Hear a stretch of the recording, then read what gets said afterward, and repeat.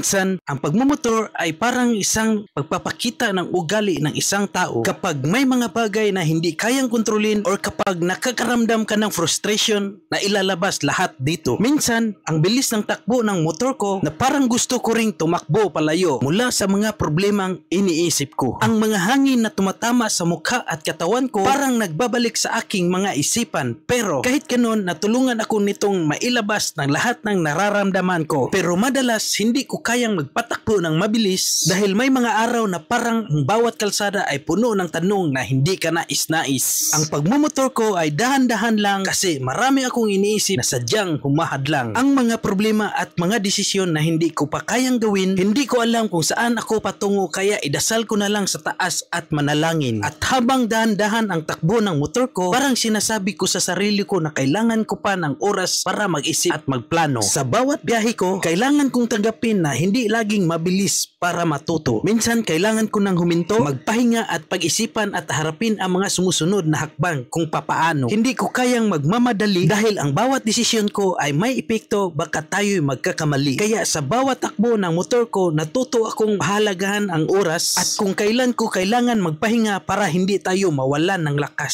May mga araw na hindi ko kayang kontrolin ang galit ko, ang pagmumotor ang nagsisilbing paraan ko para makawala ito sa isip ko. Kung minsan parang walang pakialam ang mundo sa akin, ang pinakamadali na lang gawin ay magpatakbo ng mabilis para ito'y limutin. Pansin ko sa mga ganitong pagkakataon, ang motor ko ay hindi lang saksi sa bawat kalsadang tinatahak ko. Ang bawat mabilis na ikot ng gulong ay parang pagsabog ng lahat ng init ng ulo ko. Napapaisip na lang ako na gusto ko na lang bitawan ng lahat ng ito. Kaya hinahayaan ko na lang ang motor na magsalita bawat piga, daang kilometro na parang isang hakbang palayo mula sa lahat ng mabibigat na nararamdaman ko. Sa mga ganitong araw, mas mabuti na ring magpatuloy lang ng dahan-dahan ang bawat hakbang at ang bawat pagtakbo ng isang pagkakataon para pag-isipan. Kaya sa mga momentong mabagal ang takbo, tanggapin natin na hindi laging mabilis ang buhay para matuto. Sa bagay, hindi laging kailangan ng solusyonan agad-agad. Minsan kailangan natin magpahinga at bigyan ng espasyo ang sarili natin para sa mga responsibilidad. Hindi ko naman kayang isolve lahat ng problema ko ngayon, pero sigurado ako balang araw makakahanap din ako ng solusyon. Kung ang buhay ay isang biyahe, hindi kailangan magmamadali. Basta tuloy lang ang laban, walang atrasan, kasi sa lahat ng nagsusumikap may katumbas na tagumpay sa mga kanilang pangarap. At ang oras na pinakamahalaga ay makarating ng buo at safety sa ating pamilya. At sa mga nanonood ng aking video, pwede ba tayo makahingi ng pabor sa pag-like and follow sa aking Facebook page and TikTok account, at huwag kalimutan mag-subscribe sa aking YouTube channel para may gana pa rin tayong mag-vlog at mag-travel.